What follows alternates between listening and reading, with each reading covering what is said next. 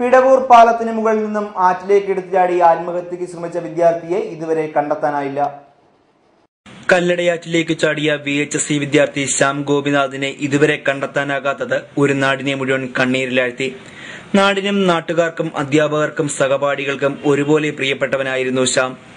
Manjakkala IGM VHSലെ 2ാം വർഷ CCM വിദ്യാർത്ഥിയായിരുന്ന ശ്യാമിനായുള്ള തിരച്ചിൽ ദിവസങ്ങൾ പിന്നിട്ടിട്ടും ഇപ്പോഴും നടക്കുന്നു. പ്രദേശമാകെ കനത്ത മഴയായതിനാൽ കല്ലടയാറ്റിലെ ജലനിരപ്പ് ക്രമാതീതമായി ഉയർന്നതും തിരച്ചിലിന്റെ ശക്തി കുറയ്ക്കുന്നു.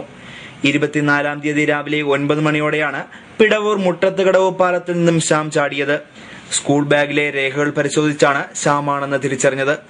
കാൽനടയാത്രക്കാരുടെയും വാഹനയാത്രികരുടെയും വിലക്കിനെ മറികടന്നാണ് ശ്യാം മരണക്കയത്തിലേക്ക് ചാടിയത്. മേലിലെ പ്രദേശത്തെ എല്ലാത്തരം സാമൂഹ്യ സാംസ്കാരിക പ്രവർത്തനങ്ങളിലെയും സജീവ സാന്നിധ്യമായിരുന്നു ശ്യാം. പഠന പാഠ്യേതര പ്രവർത്തനങ്ങളിൽ മികച്ച കഴിവ് പുലർത്തിയിരുന്ന വിദ്യാർത്ഥിയാണ് സ്കൂളിന് നഷ്ടപ്പെട്ടതെന്ന് അധ്യാപകർ പറയുന്നു. തീരാ ദുഃഖത്തിന്റെ പടിവാതിക്കൽ നിൽക്കുന്ന ശ്യാമിന്റെ മാതാവിന് മകന്റെ ചേതനയേറ്റ ശരീരം ഒരു നോക്ക് കാണാനാകണമേ എന്ന പ്രാർത്ഥനയാണിപ്പോൾ.